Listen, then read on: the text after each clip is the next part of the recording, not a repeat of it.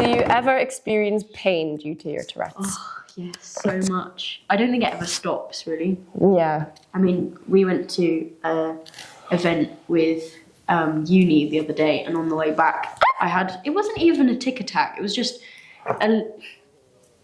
my tics were just a little bit bad, because we've been put in the quiet carriage. Oh, right, yeah. And I kept whacking it, and I've chipped bone in my elbow. No way! And then we had to walk out of the carriage, and I have stomping tics. Oh, yeah.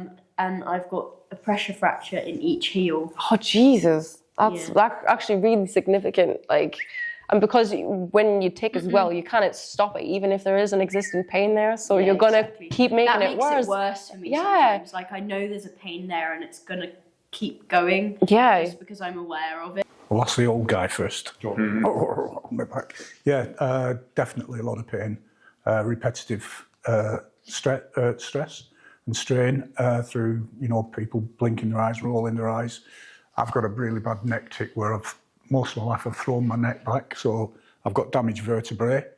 And it's very, very painful. And one thing that people don't realise is that you can have secondary disability due to having tics.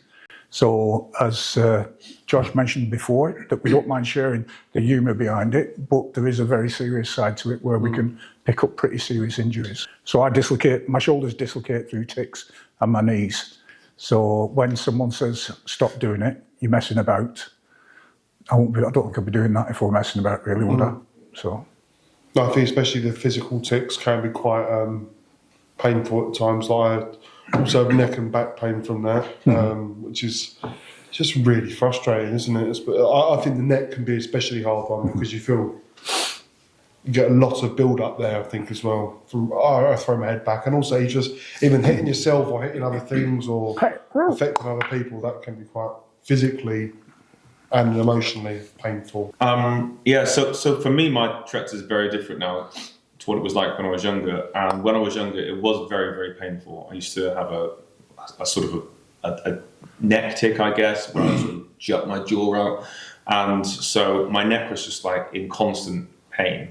But beyond the actual pain of it, the sort of stress of knowing that every time you did a tic, it will be accompanied by pain.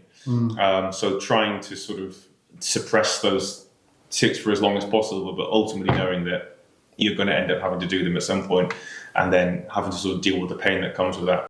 But these days, my tics are sort of focused mainly in my nose. I do have a lot. I do feel like I get quite tense a lot of the time. So there's a lot of clenching that goes on, which can be quite exhausting after a while. If I've been ticking a lot, I'll find that my face really starts to ache, which could be frustrating. But it's nothing compared to what it was like when I was younger. But yeah, I don't experience pain as much in general about my tics, but it is particularly when I'm having those tic attacks, and it is just that influx of constant movement. And I have, especially when I'm really, really stressed or having a meltdown, I get punching tics where I will punch my thighs, or I'll punch myself in the head as well, and that can actually really hurt me.